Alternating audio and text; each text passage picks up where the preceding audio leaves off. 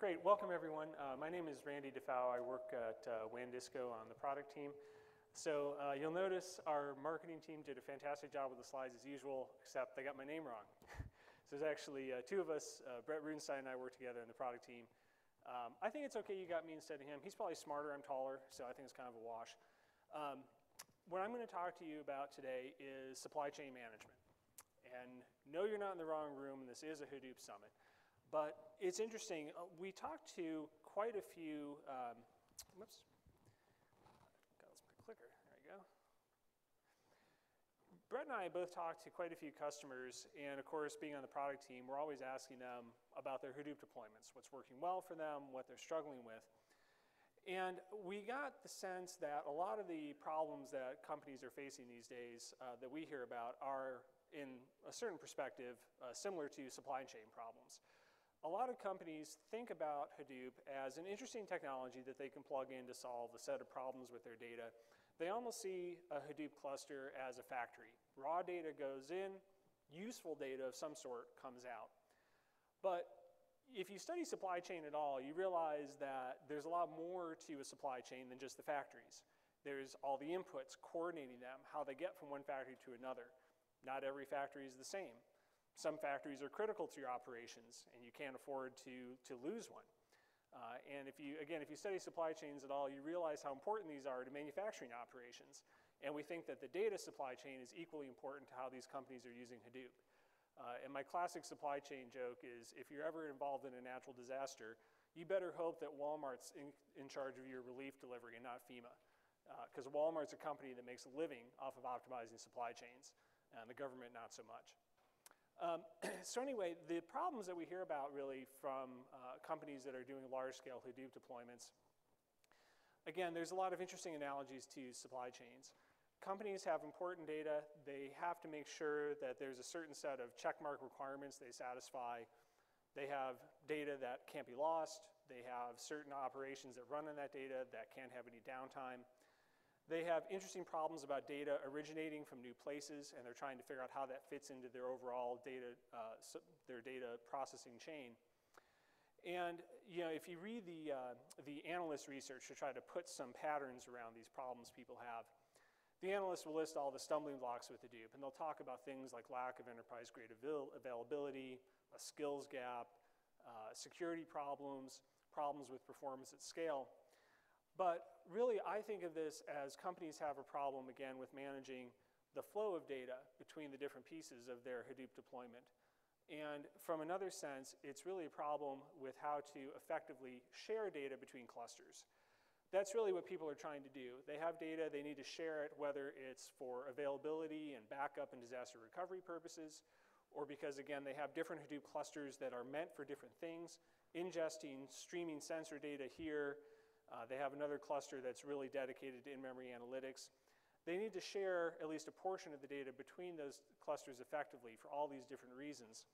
And that's actually a really tricky challenge with the out-of-the-box tools that come with open source Hadoop. So if you think about what's really involved with sharing data, again, you have to think of this as not just as a one-way backup or a one-time transfer of data, because data has to be available. If you rely on data being protected and backed up, you can't just run a backup job once a night or once a day and call it done. So there's the availability, the 24/7 aspect of sharing data. But again, fundamentally, I'm talking about sharing data. That really means that the data is available. It can be used at any of these Hadoop factories that sit in our data supply chain. So again, it's not just a scheduled one-way read-only backup copy somewhere, because that's really not useful for a lot of the use cases people are talking about, where they're trying to ingest data from a variety of places around the world and then do something useful with it. A great example, we were talking to a company a couple of months ago that has 8 different Hadoop clusters, small clusters set up at different points in the United States to take sensor data from manufacturing facilities. And they can't stream, it's too much data for them to stream to a single Hadoop cluster. So they have to ingest at 8 different clusters. And then they have to take a subset of the process data and make it available to analysts who are working at any of those locations. So some of the data is used for roll-up reporting later. There's some immediate reporting that happens. So if you think about it as that type of problem, you realize that just a simple one-way transfer of data really isn't sufficient. So the out-of-the-box tools with Hadoop, unfortunately, really are meant for that one-way read-only transfer of data. So if, a lot of times people say, well, that's great, but I can ingest data here and I'll use DistCP to move it over to the other cluster over there. But when you think about it, the data that you're transferring with tools like DistCP, you can't modify it on the target cluster. There's no way to keep track of the divergence that you're creating. So it's easy enough if that's really all you're doing, transferring data from cluster A to cluster B. But now what if you have some data that's originating in cluster B, because there's analysts who are producing new data over there? Well, now you have to set up another job to transfer that data back over to cluster A in case anybody over there wants to use it. Okay, not so bad. Well, now if you have 8 clusters and you have different subsets of data that you're trying to share, you can imagine that this becomes a spider web of data connections that you have to manage, because again, in the traditional setup, there's only one place that data is mastered and owned. And that's really the core problem with some of the out-of-the-box tools, and that introduces a lot of the complexity. Again, whether it's to facilitate analytics or whether it's for backup or DR purposes. So that's where the complexity comes in. That's really where the challenge that people are seeing. So to get a little bit more formal about this, when you talk about the requirements for sharing data in a large-scale Hadoop deployment, what are people talking about? Well, certainly there's the operational mandates that people have. Data is valuable. They know they can't lose it.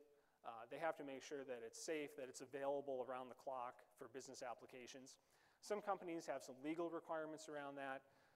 For instance, we work with a company that, University of California, Irvine, that has some pretty stringent legal requirements about not losing any of the patient data in their system that's coming in from the sensors in the hospital. So there's potentially some regulatory and legal frameworks that come into play. A lot of companies, again, are in a global situation with their Hadoop deployments. 8 clusters in the United States. We worked with another company that is doing advertising technology analysis. And they started off as a company that was based in the European Union. Now they have operations in the United States. So there's the global nature. And again, a certain subset of the data has to be shared, not just one-way transferred, but really shared and made available to all the clusters in that deployment. Now, and again, the operational burden with the out-of-the-box tools, how do you manage this, is really quite significant. And again, if you talk to the analysts, they always mention the skills gap as something that's concerning to CIOs that are deploying Hadoop. And you can imagine if you're working in the corporate IT department, Hadoop, even though it's been around 10 years, is still in a lot of ways a difficult system to manage. You don't want to increase that burden by now asking people to, on top of everything else they're trying to do and manage with Hadoop, to set up and manage a complex web of interconnections, one-way data transfers between 5 or 8 different Hadoop clusters. So you want to reduce the operational complexity as much as possible. Disaster recovery should not be something that causes panic when you talk to your IT department. A DR situation, ideally, when you have active-active technology that facilitates data sharing, should be of concern, but it should be more along the lines of, okay, we know that our other clusters still have the data, they're still functioning. Now it's just a matter of we had a hardware failure or we lost an entire cluster, we have to go restore it and get it back running at some point. The utilization of resources is another requirement that is interesting. It's really coming into play more and more. I think a lot of companies bought into this story of Hadoop being cheaper storage and a very cost-effective alternative to some of the traditional analytics and data warehousing things that they were using. But then when they actually started deploying it, they realized that, for one thing, the usage rates in the clusters are not great compared to some of those traditional tools. So if you talk to the folks that are really fans of Apache Mesos, they'll say, well, Hadoop, especially MapReduce applications, if you look at the utilization rates for CPU and RAM, they're somewhere between 10 and 30%, which is terrible from a traditional IT perspective. So maybe the cost benefits of Hadoop really aren't what people thought they would be. That's even worse when you have to spend a lot of money on a read-only backup cluster that does nothing but sit there and serve as a backup. Again, with active-active technologies, you're able to make full use of all of the clusters or all of your IT resources. And so that's really a concern for people. They want to not have the cost aspect of Hadoop get worse because they have to buy extra storage to serve as backup or to serve as a data buffer of some kind. So this is where the benefits of having an active infrastructure for your Hadoop data really comes into play. So with traditional out-of-the-box Hadoop technologies, it's entirely an ActivePassive setup for the most part. You have your production cluster. It runs in one data center in one place. And if you want to share data or move data to another cluster for backup purposes or just to make it available for a job running on another cluster, you have tools where you know the master copy of the data lives in one place. You can move it somewhere else. You can copy it somewhere else. But you know you can't change it on the other cluster while it's still being modified on the first cluster. So that's a very traditional ActivePassive setup.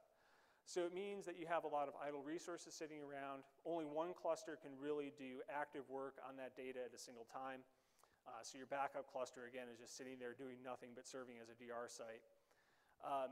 It is error-prone. Tools like DiskCP, if you talk to the people that use them in large scale, they'll notice that over the course of a few months, there's always going to be divergence in the data. Sometimes they don't care, but if they do, they have to put in place some other processes to track down what's actually divergent. And then, of course, if you are in a failover and failback case, if you do have a disaster, if you have a failure, you have to go and do some analysis to figure out, well, is your backup site really up to date? Was there anything that was missing? Was there anything that hasn't been copied since the last backup window? And again, this model is really difficult to scale beyond 2 data centers. Trying to maintain active, passive data links between 3 or 5 or 8 clusters just adds tremendous complexity. Having an active capability where we're really sharing data, where all the clusters act as effectively as peers of one another, so no single cluster owns the data, they're all sharing it, that solves a lot of these problems. So you can think of, you get automatic disaster recovery for the data that's made available through active replication. And yet that cluster that's serving as formerly just as a DR site can now do work. It can now run applications. So you're solving a lot of the resource utilization problems that ActivePassive technologies introduce. You're also making life a lot simpler for the consumers of the data. If somebody's a data analyst, and they're running analysis jobs, they can run them against any cluster. They may have, again, clusters that are purpose-built for specific tasks, like running Spark, in-memory analytics, or running Impala, or they may have jobs that run really well on EMC's Isilon storage. You don't force them to choose. They can run their analysis jobs in any cluster equally. Active technologies, if they're done with the right types of underlying coordination, also means that you solve all your data consistency problems. No matter where data is created, no matter where it's written, no matter where it's modified, you're guaranteed that the data is seen consistently across every cluster. Again, so if you have some strict legal requirements around making sure the data is consistent, or you just want to make life simpler for all of your data analysts and your applications, you take the consistency problem off the table. All the data is the same. It can be accessed equivalently from any of your Hadoop resources. And this model scales out a lot more effectively. Again, you don't have to worry about that. Where's the one place that data is owned? How do I make sure that nobody else at another site is tampering with it? Now, it's as if you have a logical pool of data that's made available equally to all of your Hadoop resources. So that's really the model we want to get to. Oops. So what I'm going to talk to you now is how to actually realize that goal of having real active data sharing across all of your Hadoop resources. So what I'm going to be talking about is a way to provide that active sharing or replication of data at the HCFS level. Now, HCFS stands for Hadoop Compatible File System. Pretty much every vendor who makes a Hadoop distribution has an underlying file system that meets this Hadoop compatibility standard. So there's a set of APIs, and of course, if you're working with a cluster from Cloudera or Hortonworks or regular Apache Hadoop, it's just HDFS sitting under there. But if you're working with a cluster from MapR, or you're using EMC's Isilon with their OneFS, those are actually not HDFS at the file system layer. There's something else, but they still satisfy this basic Hadoop compatibility API. So that's the level at which I'm going to be talking about how to actually implement this active-active data sharing. So the most important thing to start with is talking about how to provide the coordination. So if you have writes coming in from multiple places, multiple clusters, how do you make it look as if all of those users or applications were actually working on the same physical set of data on one cluster? And that's the role of the coordination engine, is solving that problem. So in the most trivial case, a coordination engine, if you are talking about one file system in one place, it's trivial. There's no potential of conflict. Whoever writes first wins, and then the next person can change their data and make changes to it. But in a distributed system, of course, it's a lot more difficult. We have a series of clusters, a series of Hadoop file systems that are located potentially in different places. They may not all agree on what time it is. Some of them may go offline from time to time. So we have to have a more sophisticated coordination engine.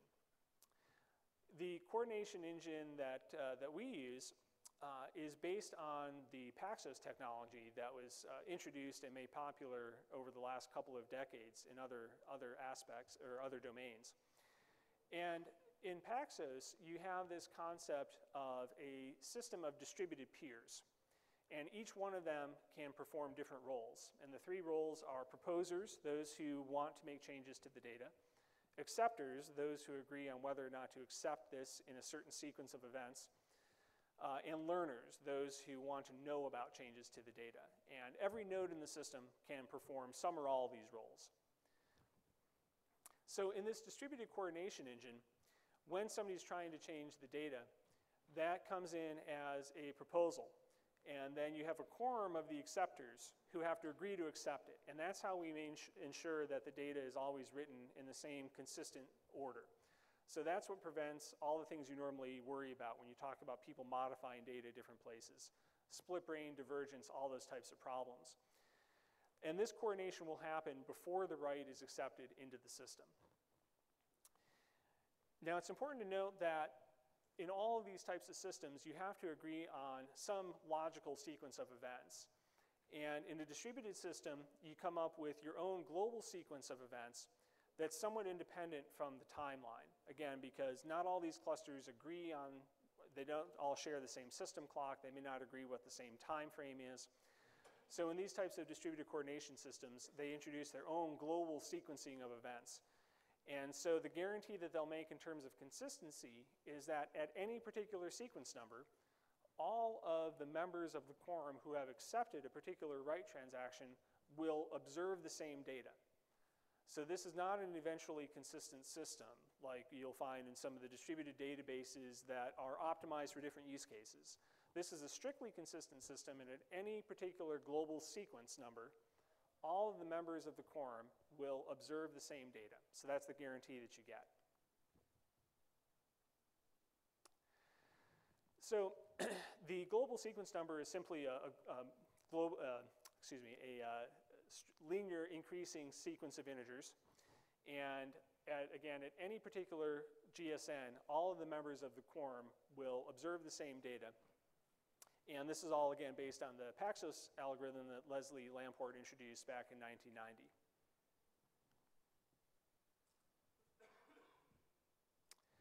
Now, how does this actually apply onto Hadoop-compatible file systems? We introduced the concept of what we call a fusion node. So this is simply a server or a set of servers that become part of your Hadoop cluster. And their primary job is to provide this coordination. So in your set of Hadoop clusters, again, that may be distributed around the world, each one will have one or more of these fusion nodes that are members of this quorum that provide the coordination. From an end user's point of view, this looks as if there is a proxy sitting in between them and the underlying Hadoop file system. So when they're trying to write data into the system, they're not writing directly to the underlying name node or whatever the underlying file system is. They're first going through this coordination layer. And it really turns it from the user's perspective almost into a two-phase transaction. So they start to write, and at that point, the coordination happens. So all of the members of the quorum and all the different clusters have to agree to accept the transaction. If they get that agreement, then the user application writes their data into the underlying file system as they normally would. And at that point, from their perspective, the transaction's over. And after they're finished writing the data in, then the rest of the replication system kicks in and actually takes care of asynchronously transferring the data from the origin cluster to all of the other clusters. So this is a way to ensure that all of the nodes in the quorum agree on what the logical state of the system is, but not to introduce too much overhead in terms of waiting for the data to transfer over the WAN to all the other clusters and making the user or the application wait for that to happen first.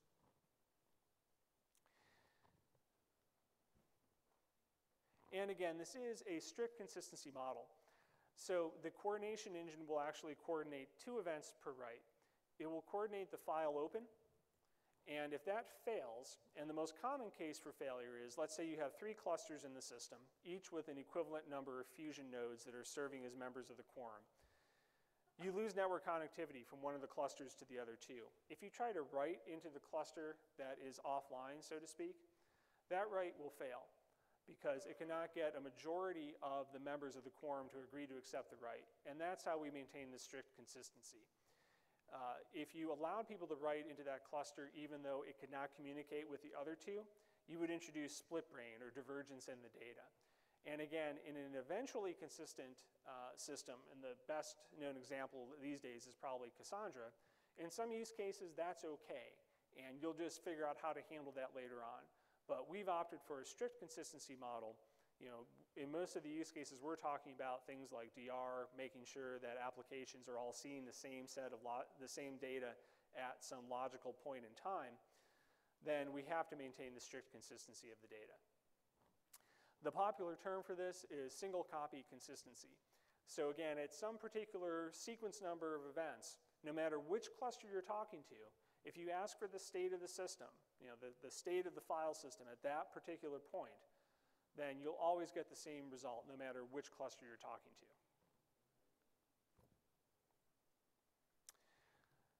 So this just kind of sums up some of the goals that we've tried to meet by providing this type of active-active data sharing or replication. So from the perspective of an end user or an application, the system should operate and act as if they were talking to a single underlying Hadoop file system layer. And that's important whether you're talking about disaster recovery. Obviously, if you lose one of the clusters, you want to make sure that you have a consistent copy of the data available somewhere else. It's also important, again, for a lot of analytics applications and a lot of data analysis pipelines. You don't want to have to build some kind of manual logic into your data processing system that says, not only should I wait for this analysis job to finish, but I have to make sure that the transfer finished, and I have to make sure the transfer finished successfully, and that the transfer actually copied all of my data over correctly. In this type of model, you just get that as a guarantee. Again, every cluster should be able to have equivalent access to the data, so there's no single master copy of the data anywhere. All the clusters act as a set of equivalent peers. And this is probably very important from a perspective of Hadoop users. Access to the data, whether it's reading data or writing data, should happen as close as possible to pure LAN speed or pure local speed. So certainly from the reading perspective, if you were talking to a local cluster instead of trying to pull data over the wide area network, you're getting much better performance out of the system. But again, from the perspective of an application that's writing data into the system, there's very little overhead introduced by this kind of replication, because remember, the bulk of the data transfer is actually happening asynchronously. And from the perspective of a user that's waiting to get that data, instead of waiting for, say, a disk CP that may happen every 1 hour or every 12 hours or every day, the data is typically replicated very close to real time, even on a busy, heavily loaded production system. What we've seen is that with this type of data replication, the target cluster is, or the cluster where you're waiting to receive the data is usually there within anywhere from seconds up to, at worst case, about 5 minutes. And that's compared to something like 12 hours or so if you're talking about using disk CP instead.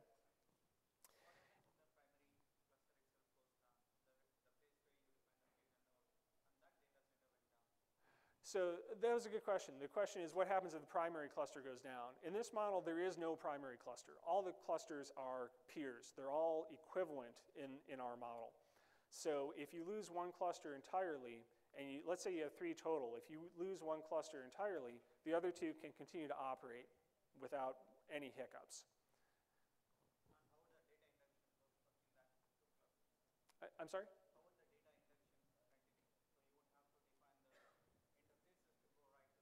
Yeah, so the follow-up question was, how does data ingest or data creation continue in that case?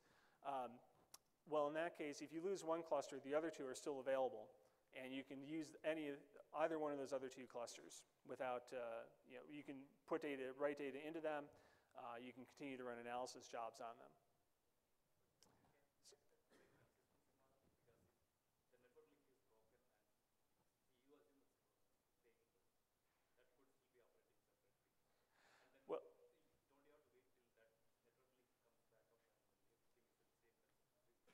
So we are going to have a regular Q&A session at the end, but the question was, what happens if you do lose the network connectivity? So let's say you've got 3 clusters and one of them loses all network connectivity to the other 2. Again, we will not allow data to be written into the cluster that is offline or cannot communicate with the other 2, because let's say you have 1 fusion node in every cluster, so there's a total of 3.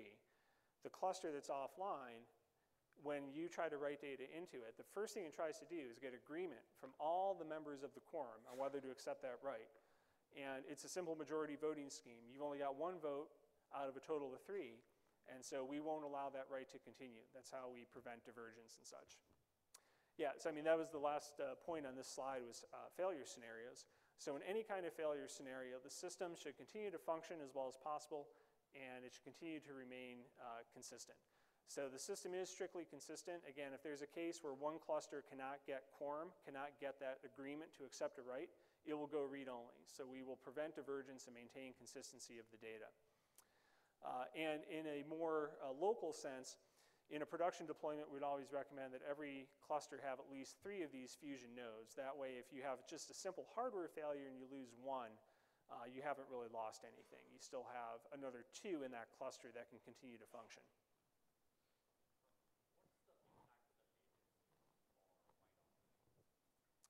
So the question was, what's the impact of latency for write operations?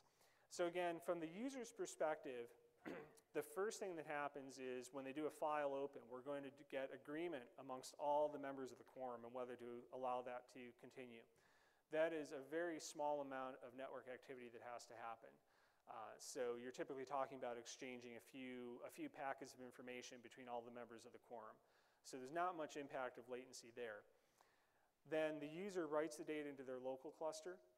We coordinate the file close. From the end user's perspective, they're done at that point. So the WAN impact on the end user who's writing data is very, very small. Now, where the WAN can come into play is asynchronously transferring what they actually wrote to the other clusters. That can be affected by WAN latency, obviously. But it's not really posing much of a burden on the person who's just trying to put data into their local cluster. No. The close can proceed before the asynchronous transfer of the data itself has completed. So what that means on another cluster, if you're waiting to get data, if you try to write, the system knows, because it's agreed that there's another write that's coming in before you in sequence. The data just hasn't gotten there yet. So if you try to write, you'll have to wait until the data gets there. And then the other question that usually comes along with that is, well, can you get stale reads? Again, our guarantee is that in the global sequence of events that we provide, if you ask the system for data as of some sequence number, you'll always get the same result. But that doesn't imply that you'll get the same result in clock time. So you can read data, and if some new update hasn't transferred over yet, you can read data that's out of date. But we have an API where you can ask the system, is there data that you've agreed to accept that just hasn't arrived yet? And so if it's important to you that you never read out-of-date data, there's a way to manage that as well. So I'm going to just speed up a little bit because I think I've only got about 10 minutes left. This slide is actually just illustrating how the agreement process works. So again, let's say you have 3 nodes in the system, A, B, and C, and a proposal comes in for a new transaction. We'll give that a sequence number 170. If at least 2 of the 3 nodes agree to accept it, then that becomes an agreed proposal, and it's accepted into the system, and it gets number 170. Now, the typical failure case is a node is down, or a cluster is down, or we lose network connectivity. For the remaining 2, they can continue to work as normal because they still have a majority of the voters or acceptors available. We also provide recovery and self-healing. So when that node that was either damaged or disconnected comes back online, it will rejoin the quorum, it will find out that there's new transactions it doesn't know about, and it will catch up automatically. And likewise, if you're talking about a real disaster recovery, and we have had customers actually for some of our really old product lines a few years back, that one of them lost a data center in Japan when there was a hurricane, I think in 2011. And that node was down for 3 months. And when it came back online, it took about 6 hours, and it just rejoined the quorum, and 6 hours later, it was back up and functioning. So the product that we actually provide that does all this is called WANdisco Fusion. I pretty much already described the important parts of how it operates and what we're trying to do with it. And it does provide this synchronous replication of metadata, but asynchronous delivery of the content over the wide area network. Again, in terms of the write pipeline, I don't have a pointer or anything, but from the end user's perspective, starting with writing into one of these file systems. So if you think about the user of the application on the bottom there, their write would actually go into the Fusion service. So again, we sit as that proxy in between the users or the applications and the underlying file system. There's a coordination step that happens between all of the Fusion servers. And if that is accepted, then the data is written into the local underlying file system. When the file close event happens, we coordinate that as well. And at that point, the data can be asynchronously delivered to all the other clusters. And we have different plugins in the IHC service that stands for Inter-Hadoop Communication. That's the piece of the system that knows how to read from whatever the local underlying file system is. Again, whether it's HDFS or Isilon 1FS or MapR's file system or anything that satisfies that Hadoop compatibility API. Now, as a performance optimization, we've actually added the capability to start streaming the data while it's still being written. So you think about if you're ingesting a 500 terabyte file, it's a lot better to start streaming that data to the other clusters before the file close event happens. But that's really just a performance optimization from this picture. And again, that inter-Hadoop communication or IHC layer, that's the bit of the system that knows how to read from whatever your local underlying file system is. The Fusion server itself is responsible for the coordination and knowing how to write data into that underlying file system. It's important to note that this is a very non-intrusive system. We're adding things to a Hadoop cluster. We're not changing things inside of the Hadoop cluster. So we provide you some additional services that provide the Fusion and IHC components of the system. There's some minor changes to your Hadoop configuration and a client library that's installed, but the fundamental underlying behavior of your data nodes and name nodes is unaffected. Now, how does this compare to out-of-the-box solutions? So the two most common things we hear about when people are talking about DR or maintaining some kind of data transfer capability between clusters is periodic syncing with DistCP or dual ingest or some kind of dual transfer, usually with streaming frameworks like Kafka and Flume. DistCP has all the penalties of an ActivePassive system we talked about, and DistCP in particular with large, heavily loaded production systems has some real performance drawbacks. It actually consumes MapReduce resources on the source cluster. So in large environments, again, sometimes it's only run every 12 to 24 hours, both for performance reasons and because there's simply too much data to transfer more often than that. So what that means, the net result of that is that your recovery point objective is a lot bigger than you'd like it to be. Now, I find the dual ingest with things like Kafka and Flume is kind of a more interesting concept. I was at a presentation from a large Fortune 100 manufacturing company where they said, we want active-active because we have strict DR requirements and things like that. So the way they actually implemented it was literally 2 data centers, duplicates of each other. They had streaming ingest from things like Kafka into both centers, and then periodically they would run the same analysis jobs on both clusters, identical, just to make sure that they had the same intermediate data too. And that kind of worked, but you can imagine that's really complicated. It's really tricky to make sure that the analysis is running exactly the same way at the same times, so that your analysts can look at either cluster at the same time and get the same results. And if you think about the resource utilization problem, you've just made that problem worse. It's one thing to have a backup cluster that's not adding anything. Now you have a second cluster and you're running stuff on it and you're maintaining it, and it's doing nothing except making sure that you have the same set of data in case the first cluster goes away. So you've actually really, in that sense, made your resource utilization problem worse. You have a cluster that's soaking up resources from you and not really giving you anything in return other than a backup site. So in terms of use cases and benefits, again, DR is a huge one for a lot of companies trying to figure out how to provide the same data protection guarantees for Hadoop as they do from other systems. And what they're realizing is that an active-active capability in a lot of cases is the only really effective way to provide this. For companies, again, that are dealing with new sources of data from new places, they're realizing that having one Hadoop cluster in one place isn't sufficient. So adding multi-data center capability into the mix is becoming hugely important. And this is across all different types of companies, financial services companies that are getting mobile data from customers, that are getting point of service data from their branches, obviously manufacturing companies that have sensors piping in from different points around the globe. Another use case that's becoming, I think, a little bit more interesting now and probably will be more important in the future is this idea of zoning your clusters or providing clusters that are purpose-built for different things.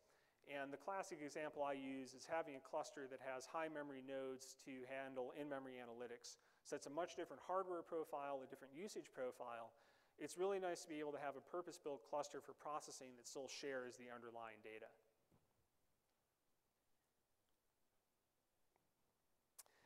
And again, with our capability, you can actually have clusters that are still collaborating on the same data, even though they're using different types of Hadoop or even different underlying storage. So I know a lot of financial services companies are really interested in using EMC Isilon for various reasons, and now they have an easy way to use Isilon as part of one zone or one cluster and have regular commodity Hadoop for the other parts of the picture. Regulatory compliance, again, not terribly exciting, but financial services firms, healthcare firms in particular, have requirements they have to meet around data availability, making sure data is consistent and on a backup site and being able to approve it, those types of things. And finally, for one of my colleagues who used to work at Hewlett-Packard and ran a really big deployment there, we always like to talk about network security. He doesn't actually work a lot with Hadoop, but this was his big quibble with Hadoop. He said, I can't believe DistCP has communication paths from every source data node to every target data node. It's like, how can you secure N by N network connections? How can you secure those paths and optimize them? So we kind of took that into account when we designed our system, and we reduced it so that there's very few direct paths in between clusters. So that'll simplify the network administrator's job. So I ran a little longer. We've got about a minute and a half for Q&A. If we run out of time, I will say we do have a booth. We'll be there tonight and the rest of the show. I'm happy to show demos or handle more questions there. But yeah, if there's any questions right now, I can handle. Yep.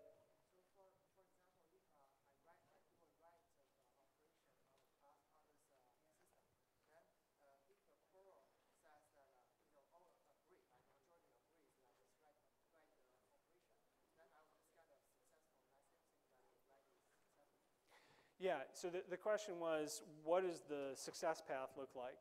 So if you're a user writing into this system and the coordination is successful, it will be transparent to you. You'll just be writing your data into Hadoop as you normally would. Yeah.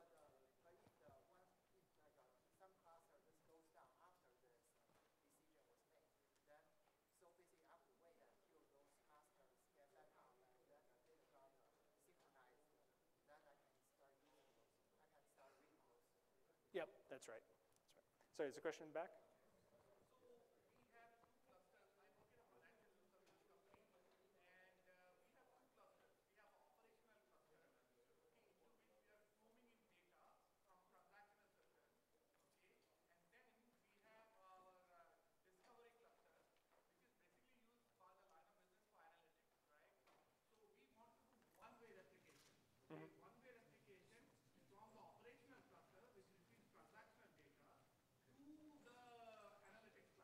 Yep.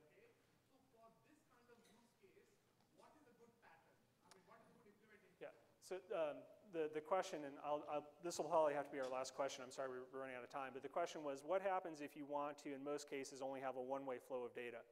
So from our perspective, that's simply flicking a switch on our Paxos state machines that says that they're no longer proposers. In other words, on the cluster that you don't want any write traffic to originate at, we say those sites can't propose any writes anymore. And so it effectively makes them read-only, even though from our sense it's just a configuration change.